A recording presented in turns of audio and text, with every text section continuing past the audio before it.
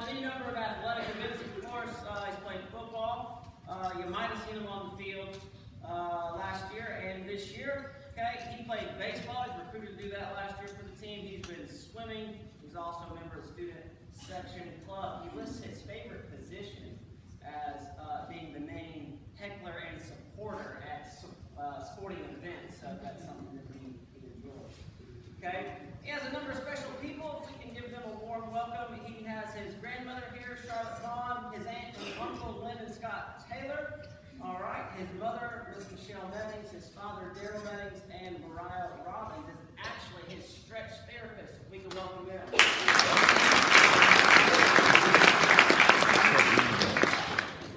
Justin's involved in some other things outside of school.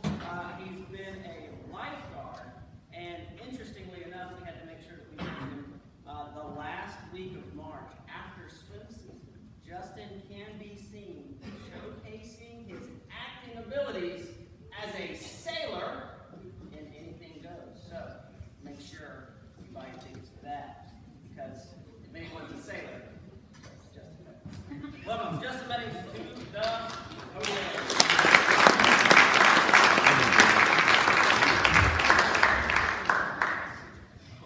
Sorry, no podium needed. I'm doing my speech a little bit different today. I'm going to walk around and not read off the paper. A little spice it up a little bit. Glad to see everybody's warmed up, ready to go, so hopefully I won't fall asleep on me just yet. So my speech today is going to be the benefits of stretching for injury prevention and recovery. Now you're probably thinking, yes, I'm going to sleep now. So last year I ended up pulling my hamstring, pulling both of the major hamstring muscles, the semitendinosus muscle and the biceps femoris muscle. And I tore it in a kind of odd spot, because normally when you think about tearing your hamstring, you think about tearing it like right here, mid.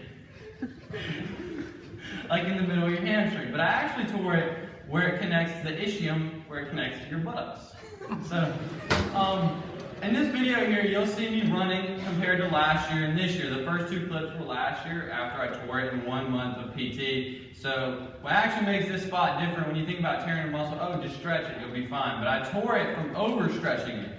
So we did yoga at Spend the Night Camp, and you know, yoga is meant for stretching. So I actually had to wait and rebuild the muscle fibers to connect and then stretch it again so it could actually heal. And so in the video, you'll see me, I'm running like this. It looks really stupid. I'm like running in place. So the first video, don't laugh too hard.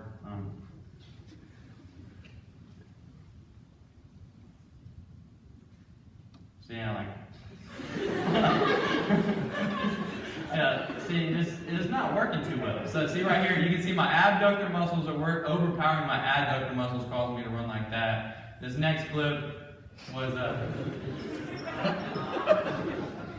the next clip is last play senior year. If you were at the game, you know we scored. This guy couldn't hang. I don't know what he was doing. And then it scored for a touchdown. So then there's two different types of stretching: dynamic and static stretching. Dynamic is like what you did, your butt kicks that some of y'all didn't do. I saw Glenn, he did great. Butt kicks and like high knees and like jogging around the field. It was, and then static stretching is like when you're like touching your toes, you're relaxing, like yoga, warrior one. So static stretching is kind of like you're wanting to lengthen those muscles. Dynamic, you're about to get those muscles ready for what you're about to do, any sport like swim or soccer, grass berries. And then they both benefit you very well. In the study in the Health Cells magazine, it actually says when you are doing stretching, it allows more blood flow to your brain, which gives you more oxygen in your brain, which allows you to focus on more of what you're doing. So like when you're dynamic stretching before a game, you're sitting there, you're thinking about, yes, I'm going to score this touchdown, or I'm going to kick the ball in the goal. So it allows you to just focus on what you need to do and do it. And then like static stretching afterwards, you're allowing that blood to flow to your brain, so you can take that deep breath in, deep breath out, so you can elongate those muscles so you're not as sore like you are after a football game or a soccer game. The benefits of dynamic stretching are, it increases your heart rate, improves mobility, and gets you focused. See, right here you need your butt kicks to get your heart rate going, and Aaron Rodgers right here, he's doing high knees. But like the importance of getting your heart rate going is to increase the blood flow to your muscles. So when you increase the blood flow to your muscles, you give more oxygen and nutrients, which improves the mobility in your muscles. That's why when you start warming up, it's like, oh, my muscles are cold, I don't want to do this. But after your warm-ups, your muscles are going, it allows the blood flow, and your muscles are able to move. Like when you're doing high knees first, it's like, oh, it sucks, I'm not getting it high enough. But now, at the end, if you do it again, your muscles are moving like that, you're all pumped up, ready to go. And another benefit is to get your mind focused on what you're going to do. So like before a game, you're sitting there, like Henry. So like he's at a soccer game, he's like, man, I need to play defense, even though I don't get recognition. I need to play defense and make sure that ball doesn't go in the goal.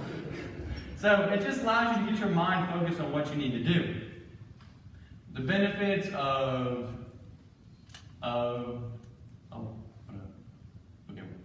the benefits of static stretching is that it helps your muscles relax. See right here, her muscles are super relaxed. Like, I'm not saying you have to get there, but I mean, that's the goal. So, and then it also helps with blood flow, and which will help prevent cramps, because nobody likes a cramp, those stuff. And it can also decrease the chances of pulled muscles. So, when it allows your muscles to become more relaxed, as you can see in the diagram here, this is actin and myosin filaments. This is when they're contracted, and this is when they're relaxed. The actin is the blue right here, and the myosin is the red. So, when you have your forearm out, it's relaxed. It's like this. It's like that right there. And then when you contract it and pull it in, you can feel it flex. And so if it's already flexed, you're constricting some blood flow to it, so which can cause you to cramp in your forearm. You sit there, it's like it won't come out. I need to stretch it. So, and it helps with that type of blood flow. And then it helps with the blood flow to your brain, as I said before. And then it helps decrease the chances of pulling muscles because your muscles are already elongated. You're not going to over-elongate it or over-contract it. And then I've been working out with many different professionals, ex-NFL guys, trainers that actually train the NFL guys, and actually a pro rugby player. And what I always ask them, like, why are we doing this stretch? Like, what exactly does it do? And they always give me the answer. It's supposed to activate certain muscle groups at certain times so you can perform your best. And I was like, okay, I understand that, but when you're doing high knees, what are you activating? So when you're doing high knees, you can feel it, you're actually tensing up the muscles in your leg to help you perform better. And so I always ask them, can you mix them? Can I do a type of static and then make it dynamic? So at a place I work out at called MTAG, we'll sit here and you pull your leg up like that, and you take 3 steps, but you'll also sprint 10 yards afterwards. So it allows you to use the static stretch and the dynamic stretch to get the best of both worlds so your muscles can activate better, because if your muscles aren't activated, you're not going to perform as well. Last year, I did not take stretching very seriously. It was just like homework. Who wants to do homework? I just not focused on it. So it wasn't a priority. This year, I tried to make it more of a priority to me. So I focused on stretching. I would do it before and after practice, making sure I do what I need to do. Because, football numbers were low. I can't go out. We dressed 16 one game. We had to push through it, so I can't be out. So I really made it a priority. I even went and saw an occupational therapist or a stretch therapist. Her name was Mariah, as some of the seniors know her, and some of the people in here actually still do go to her. And I think she really helped me benefit of my performance, because she allowed me to focus on what I need to do. How do I stretch my IT band to make sure when she drives her elbow into it, it does not hurt? So it really made me focus on taking the deep breath in, taking more than just 5 minutes after practice to stretch, making it 10 minutes to make sure I'm loose and ready to go. Other people in the room, such as Forrester Adams here, has also went and saw her. When he tore his labrum, he was kind of hurt against Augusta Christian. You could see it nagged him all year. It even affected him until basketball season, which he's playing now. And so this is what he said about her stretching therapy. When I tore my labrum, I was in a lot of pain, and I had no mobility in my hip. But when I started working with Mariah, I gained a lot of strength and mobility back in my hip, which was really important to me because it shows that stretching can affect 2 totally different injuries. My injury was right here. His was up here in the front of his hips. And so it just goes to show that stretching can affect everybody in different injuries. If you have back problems, you can stretch your hamstring to fix your lower back problems.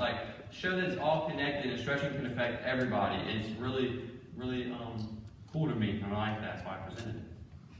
But in conclusion, my whole point was to bring a focus on stretching for a lot of athletes in the room, because it's really important, because you don't want to miss a season. Nobody likes missing a season. Nobody likes sitting on the sideline watching your friends have fun, and you're sitting there what do I do?